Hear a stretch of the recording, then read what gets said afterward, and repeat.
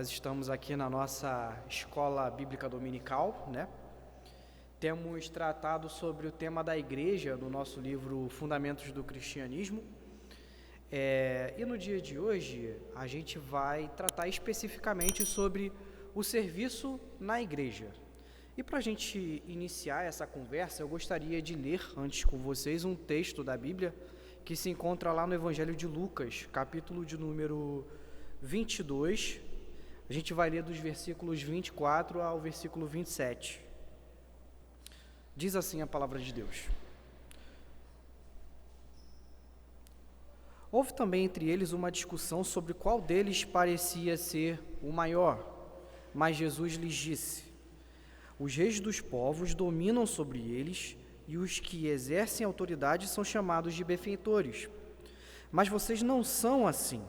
Pelo contrário, o maior entre vocês seja como o menor, e aquele que dirige seja como o que serve. Pois qual é o maior? Aquele que está à mesa ou aquele que serve? Não é verdade que é aquele que está à mesa? Pois no meio de vocês eu sou como o que serve. Essa é a palavra de Deus para nós. Pois bem, quando a gente fala acerca de serviço na igreja, a primeira coisa que deve vir à nossa mente, aos nossos ouvidos, é justamente o exemplo do nosso Senhor Jesus Cristo, tá? Jesus serviu os seus discípulos, e isso é estabelecido como uma regra fundamental para todos aqueles que servem a Deus, ok? Em Lucas 22, que foi a passagem que nós acabamos de ler, nós temos uma ilustração bem interessante, na qual os discípulos começam a conversar acerca de qual deles deveria ser o maior. E a resposta de Jesus é categórica: o maior entre vocês é aquele que serve. E eu me disponho, lá no versículo 27, Jesus diz: eu me disponho, eu me coloco como alguém que serve. Ok? Diante disso, nós já temos essa primeira afirmativa. Devemos viver a vida de serviço na igreja, porque Cristo serve a igreja. Na semana passada, por exemplo, nós falamos um pouco acerca dos sacramentos. E o que não é a ceia, senão o próprio Cristo servindo de si aos seus e os alimentando, ok? Então, diante de toda essa verdade, tudo que resta para nós, que pertencemos a esse corpo, que fazemos parte dele, estamos inseridos nele, que nós também sirvamos uns aos outros, ok? A palavra utilizada por Jesus aqui como aquele que serve, no versículo 27, é uma palavra que no grego originou algumas palavras que nós utilizamos no português. Uma delas é do ofício de diácono, né? A própria palavra no grego é diáconos, né? Esse ofício que é estabelecido na igreja, dedicado ao serviço. Mas também temos outras palavras que surgiram ao longo dessa palavra no grego, que de alguma forma expressam o que deveria ser a atividade cristã quando relacionada ao serviço. E uma dessas atividades que nós chamamos, que se compatibilizam com a palavra diáconos no grego, é a palavra ministério, que vem, basicamente, de uma tradução latina da palavra do grego, que indica o serviço, ok? Então, na Bíblia nós temos a figura de servo, serviço e também ministério. Ministério significa, portanto, serviço. A nossa função, o nosso ministério enquanto cristãos, enquanto membros do corpo de Cristo, é, de fato, servir. Essa palavra, hoje, ela tem ganhado uma conotação cada vez mais voltada para o ofício ordenado, né? Então, a gente costuma dizer coisas como ministério pastoral, ministério de presbíteros, ministério ordenado, né? Mas ela, antes de ganhar essa conotação, ela tem ainda um entendimento, um sentido que é mais amplo.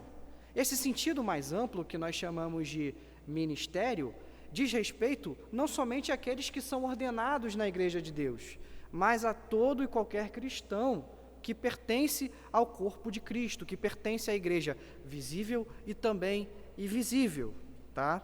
Essa palavra ampla que nos dá essa informação significa que todo cristão que tem um ministério, e tudo que nós fazemos ao ter um ministério, deve ser feito para o bem da família da fé. Isso que significa ter um ministério, ser um ministro da parte de Deus, servir a Deus, fazer tudo aquilo para o bem da família da fé. Então nós precisamos servir aos irmãos naquilo que nós somos bons, naquilo que somos ruins, tá? Nós servimos naquilo que é fácil para nós executarmos, mas também naquilo que é difícil para nós executarmos. Isso porque o serviço na igreja, ele é fundamentalmente pautado em preencher uma necessidade que o outro deva ter. E nem sempre a necessidade que o outro possui é aquilo que nós somos melhores. Ok? Então, esse é um dos grandes pontos que precisamos sempre aprender. Às vezes, nós temos uma capacidade melhor, por exemplo, de dialogar com as pessoas, de receber as pessoas, ou de ensinar as pessoas, mas existem outros serviços que não necessariamente clamam por uma aptidão e que nós precisamos também exercer, como servir à mesa às pessoas, como cozinhar para as pessoas, como varrer para as pessoas, ok? Então, todo o serviço precisa ser um serviço pensado antes de olhar as nossas particularidades e habilidades, olhar para as necessidades daqueles que precisam desses serviços, ok? Pois bem, isso é um fato, mas isso não significa também que Deus não nos use nas nossas particularidades e habilidades. Muito pelo contrário, porque Ele é o Deus que dá cada uma dessas habilidades. Nós temos coisas que somos mais propensos a fazer. Ou seja, embora a gente tenha um chamado amplo para servir, isso não significa que Deus, por exemplo, não leve em conta essas nossas peculiaridades. Nós somos diferentes, temos vocações pessoais e profissionais diferentes. Uns foram chamados a cuidar, outros foram chamados a confortar, outros a ouvir. Entretanto, todas essas atividades servem a um corpo maior e comunicam uma necessidade maior, de maneira que, naquilo que me falta, o meu irmão me preenche. Essa beleza estabelecida no Evangelho, essa verdade estabelecida na Palavra de Deus, ela pode ser comumente vista e lida quando nós observamos as diversas formas como nós apresentamos algumas metáforas que falam acerca da igreja. Algumas semanas atrás a gente comentou sobre metáforas da igreja. E uma das metáforas que nós apresentamos é justamente a metáfora de um corpo. A igreja é um corpo do qual os seus pequenos indivíduos são muitos membros. Lá em 1 Coríntios, capítulo de número 12, Paulo, quando trata desse assunto, ensinando aos cristãos o correto uso das suas habilidades e dons, utiliza a metáfora do corpo. E lá ele comunica uma verdade essencial diante dessa metáfora, que é a seguinte: Deus não criou um grupo de membros que se forma um corpo. Deus criou, ou melhor, um grupo de membros iguais que se formam um corpo. Deus criou um grupo de membros variados que se formam um corpo. Se todo o corpo fosse orelha, nós não teríamos, por exemplo, nariz e boca. Se todo o corpo fosse ouvido, nós não teríamos boca e orelha. Nós sequer teríamos um corpo, né? O corpo pressupõe um organismo vivo que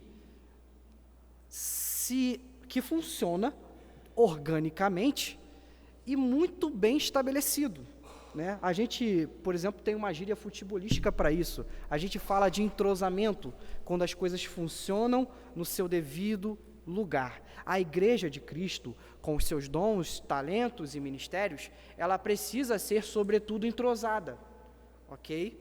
Nós precisamos ter a percepção, a capacidade e a consciência situacional do ambiente que nós convivemos, a fim de sermos sensíveis às necessidades uns dos outros. Isso significa ser um corpo. Eu queria ler essa passagem com vocês, se encontra lá em 1 Coríntios capítulo 12, verso 1 ao 6. É o mesmo Deus que opera tudo em todos, há diversidade de dons, mas o Espírito é o mesmo. O que a gente pode afirmar acerca dos dons espirituais? Aquilo que Deus dá a cada um dos seus santos de maneira diferente para o desempenho na igreja. Nós podemos dizer, inicialmente, que os dons são dados gratuitamente por Deus. Isso significa que nós não estamos falando de aptidões inerentes que vocês tenham desenvolvido por si, ou seja, vocês tenham desenvolvido pelos seus próprios esforços. Nós estamos falando de aptidões que Deus dá, e dá de forma graciosa. Então essa é a primeira afirmação que podemos fazer acerca dos dons. Os dons são dados, outro ponto que a gente pode extrair desse capítulo que acabamos de ler, dessa porção que acabamos de ler, consiste no fato de que Deus dá dons a todos os crentes, ok? Isso significa que você deve ser sensível a identificar o dom que Deus lhe deu para serviço na igreja. Deus não deu dons somente a uma elite privilegiada dentro do corpo de Cristo, tá? Isso é um entendimento muito mais católico do que protestante, e nós somos protestantes. Nós cremos, portanto, que Deus ele não selecionou um grupo específico, como os clérigos, para fazer uma grande elite pela qual ele há de fazer o seu serviço ao mundo. Muito pelo contrário, Deus escolheu a todos da sua igreja para serem o sacerdócio real, a nação santa, o povo de propriedade exclusiva de Deus, como nós encontramos lá em 1 Pedro, capítulo 2, verso 9, ok? Essa é a segunda afirmação que podemos fazer sobre os dons. E a terceira e última afirmação, nós vamos ler da própria boca do apóstolo Paulo, quando ele diz lá em Efésios, capítulo 4, verso 12, essa é a finalidade dos dons. Os dons foram dados com vista ao aperfeiçoamento dos santos para a obra do ministério e para a edificação do corpo de Cristo, tá? Então, precisamos compreender que se você tem um dom, ou melhor dizendo, que você tem um dom, e não somente isso, esse dom precisa ser utilizado ao serviço do corpo de Cristo, ok? Essas são as três verdades acerca dos dons espirituais. Deus nos dá graciosamente, eles são dados a todos os crentes e não uma elite específica, e eles servem para o serviço do corpo de Cristo. Tudo bem, a gente entende muito bem que toda a igreja, todo o corpo de Cristo possui uma diversidade de dons espirituais, mas nós sabemos também que existem certos ofícios na igreja desempenhados por pessoas específicas, né? E como isso funciona dentro do texto bíblico, dentro da palavra de Deus, como a gente pode identificar essas realidades, né? Nós chamamos esses ofícios específicos, bíblicos, separados e apresentados na palavra de Deus, como os chamados ofícios eclesiásticos, ok? E na Bíblia, especificamente, o que a gente encontra acerca deles? Há dois ofícios estabelecidos expressamente nas Escrituras. E aqui a gente chama a atenção para o fato de que há grande divergência entre as muitas denominações quanto a esse assunto, que é o que a gente chama de governo da igreja, né? Algumas denominações foram separadas diante desse assunto, mas o fato é que expressamente, e como presbiterianos nós afirmamos isso, apresentando as passagens bíblicas que apontam para essa realidade, nós podemos dizer que, expressamente, nós só encontramos dois ofícios. Esses ofícios são o que nós chamamos, né, de ofício de presbítero e o ofício de diácono, ok? Então, começando com o presbítero. O presbítero, especificamente, essa palavra ela significa ancião, ok? Isso porque ela tem uma conotação que não inicia no Novo Testamento, tá? Por que presbítero significa ancião? Porque já no Antigo Testamento havia uma ideia de que o governo do povo de Israel era subdividido entre um grupo de homens, e esses homens eram chamados de anciãos, porque justamente eram pessoas de uma idade um pouco mais elevada, tá? Então a gente encontra esse tipo de realidade lá em Números, capítulo de número 11, quando Moisés questiona a Deus as diversas queixas que o povo de Israel traz para ele, e ele se sente demasiadamente desgastado para lidar com as causas que o povo tem trazido a ele diariamente. E aí é que entra essa questão. Deus escolhe 70 anciãos para julgar as causas menores de cada povo, de cada tribo, né? Ele escolhe 70 separados por todas as tribos, e esses homens julgavam e governavam a causa de cada um daqueles que os apresentavam algum tipo de questionamento, algum tipo de queixa. Daí surge o primeiro entendimento que nós temos acerca desse termo, anciãos, tá? Então, quando a gente olha todo o Antigo Testamento, nós percebemos que essa era uma prática comum, homens separados para governar o povo de Israel nas pequenas causas. A partir disso, nós percebemos já no Novo Testamento, o apóstolo Paulo, e assim como também os demais apóstolos, indo nas suas viagens missionárias e escolhendo pessoas para o serviço de presbíteros, ok? Essa escolha não era uma escolha individual deles, era uma escolha muito mais consensual. É por isso, por exemplo, que nós aqui na nossa igreja presbiteriana fazemos a eleição dos nossos oficiais, porque biblicamente nós encontramos espaço para esse tipo de afirmação, tá? Então, por exemplo, lá em Atos, capítulo 14, verso 23, nós vemos Paulo fazendo esse exercício. Eu vou ler o texto aqui para vocês rapidamente e observem o que é dito. Atos 14, 23. E, promovendo-lhes em cada igreja a eleição de presbíteros, depois de orar com jejum, os encomendaram ao Senhor, em quem havia crido. Observe que o próprio apóstolo Paulo, viajando, e aqui especificamente ele está voltando para Antioquia da Síria, ele passava lá e apresentava uma eleição de oficiais para que esses oficiais governassem a igreja. Ele promovia uma eleição. Ele não escolhia diretamente, ele promovia uma eleição, tal qual nós lemos agora nessa passagem, tá?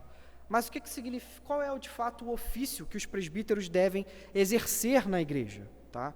O ofício que o presbítero deve exercer na igreja é o ofício de liderar e ensinar.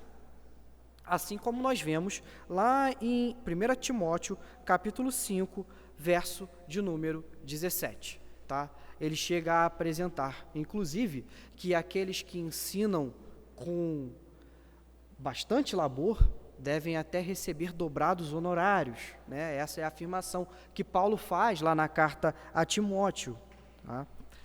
Isso não significa uma liderança autocrática, uma liderança que é imposta, muito pelo contrário. Essa liderança e esse ensino, ele deve ser sempre feito em amor e é feito em humildade e de forma responsável, tá? Isso nós também encontramos lá em 1 Pedro, capítulo de número 5. Esse é o ofício apresentado pelos presbíteros. O que é que nós podemos dizer mais acerca do ofício de um presbítero? Primeiro nós dissemos que eles devem liderar e ensinar. Essa é a primeira afirmação que fizemos. A segunda afirmação é que essa liderança, ela não é uma liderança individual, ela é uma liderança plural, ok?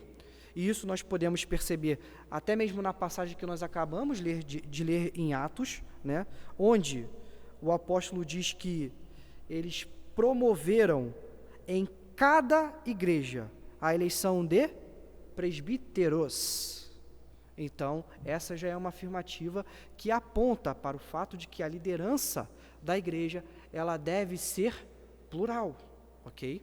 Então, nós somos formados, né, nós temos o governo da nossa igreja formado por um colegiado de pessoas escolhidas pela igreja e que possuem também a função de supervisioná-la, ok? Esse é um outro termo que traz bastante dificuldade para as pessoas, porque elas, via de regra, tendem a separar o ofício de presbítero daquilo que elas encontram na Bíblia, afirmado como bispo, ok? Entretanto, uma leitura mais atenta das Escrituras deve nos fazer observar o fato de que a palavra bispo, que significa supervisor, por isso nós falamos o ofício de supervisionar, como também a palavra presbítero, elas são utilizadas de maneira intercambiável. Vamos ver isso? Um exemplo claro que nós encontramos de que tanto presbíteros quanto bispos são a mesma pessoa.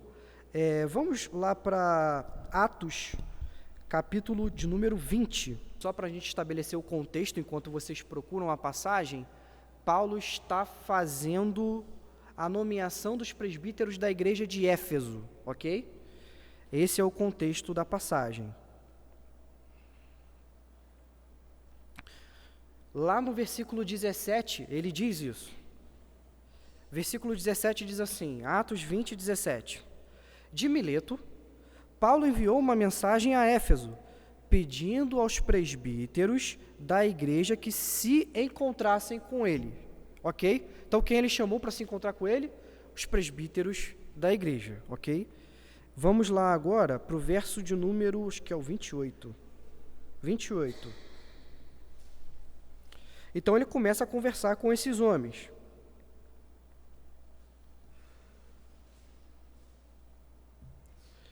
E aí, nessa conversa com os presbíteros, ele diz o seguinte, versículo 28, cuidem de vocês mesmos e de todo o rebanho no qual o Espírito Santo os colocou como bispos, para pastorearem a igreja de Deus, a qual ele comprou com o seu próprio sangue, ok? Uma questão interessante aqui, esse versículo é um banho de água fria na doutrina dos testemunhas de Jeová, tá? Deus comprou com o seu próprio sangue. Quem morreu na cruz do Calvário? Cristo. Então, Jesus é Deus. Tá? É uma afirmação categórica da divindade de Cristo. Mas, a nossa aula aqui, retornando, nós podemos observar que Paulo fala com os presbíteros da igreja que eles devem exercer a função de bispos, de supervisores, ok? Então, o ofício do presbítero é o ofício de liderar, ensinar e supervisionar a igreja, tá? Zelando por ela. Essa supervisão é uma supervisão que aponta o zelo pela boa prática, pela santificação da congregação, ok? E essa liderança ela não é feita por uma só pessoa, ela é uma liderança plural. Pois bem, o que a gente poderia falar agora do segundo ofício que nós encontramos claramente nas Escrituras? O outro ofício é o ofício que foi originado da palavra que nós começamos a ler lá em Lucas capítulo 22, a palavra diácono, ok? A palavra diácono, ela, ao pé da letra, significaria algo como servo, né? E é designada para os homens que foram separados na congregação para servir às mesas e para cuidar daqueles que são necessitados. Só que havia um contexto bem específico para que essa afirmação fosse feita. Lá em Atos capítulo 6, quando nós encontramos esse processo de nomeação dos diáconos, nós temos que os presbíteros da igreja, ou os apóstolos naquele momento, estavam demasiadamente ocupados, tendo que lidar com questões específicas acerca do serviço às mesas. Estava havendo ali uma certa preferência entre as viúvas, entre aqueles que estavam desamparados dos judeus, deixando de lado alguns gentios, e os próprios apóstolos não tinham as condições ali necessárias de tempo e de esforço para lidar com esse tipo de coisa. E aí eles estabeleceram um grupo de pessoas que fosse dedicadas a esse tipo de serviço. E aí, então, a gente tem que surgiu-se o ofício diaconal, ok? Lá em Atos, capítulo de número 6. Portanto, a função do diácono, ela deve ser a função de serviço da igreja e tudo mais que não se relaciona com o ensino da igreja, esse separado aos presbíteros da igreja, ok? Assim, foi estabelecido o processo de ofícios ministeriais ordenados na igreja, lá em Atos dos Apóstolos. Então, nós temos os presbíteros como uma figura de liderança e nós temos os diáconos como uma figura mais dedicada ao serviço na igreja, ok? Dito isso, a gente precisa retornar um pouco atrás para algumas coisas que foram afirmadas ao longo dessa aula. E a mais importante delas consiste no fato de que, quer você seja um presbítero, quer você seja um diácono, ou quer você não seja nenhum oficial na igreja, você foi chamado para um serviço, tá? E a nossa teologia protestante, ela tem uma afirmação bem categórica para esse tipo de realidade que nós não podemos esquecer nunca, tá? Aquilo que nós chamamos de sacerdócio universal de todos os crentes. Todos nós fomos chamados, de alguma maneira, para fazer o nome de Deus conhecido a este mundo e para lidar com aqueles que pertencem ao corpo de Cristo, e esse ofício é apresentado a nós como um dever, tá? E para a gente fechar essa realidade, eu gostaria de ler com vocês uma passagem, lá em 1 Pedro, capítulo 2, verso 9. Aqui é um ponto interessante. Só o Senhor é profeta, sacerdote e rei.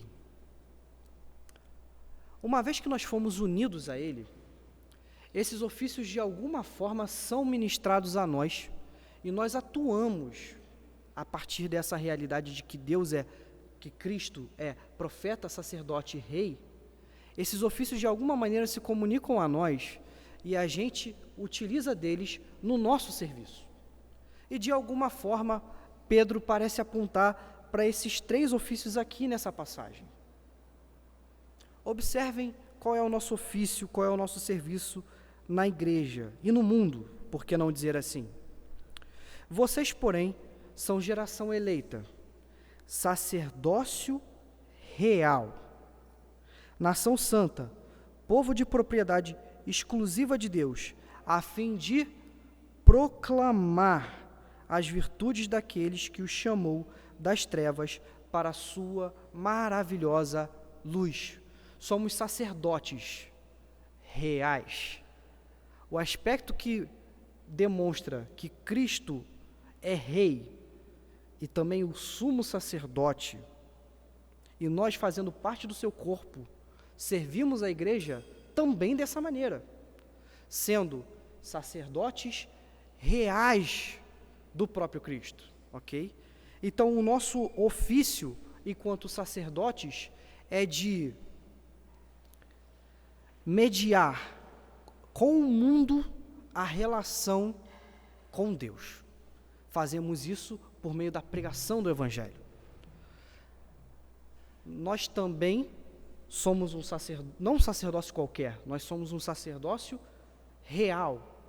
E por ser real, isso aponta que, como todo rei que julga e apresenta a justiça ao mundo, nós também julgamos o mundo e apresentamos a justiça por meio da pregação do Evangelho. E todo o ofício profético, Jesus sendo o grande profeta que apresentou a boa nova, é chegado o reino dos céus, nós também, através desse ofício profético, conclamamos os homens que o reino dos céus está chegando. O serviço na igreja, ele é um serviço fundamental, mas ele não para aqui, porque o serviço da igreja é um serviço munido para que a igreja siga em direção à sua missão, a missão de proclamar o evangelho daquele que é profeta, sacerdote e rei. Amém? Alguém tem alguma dúvida ou apontamento?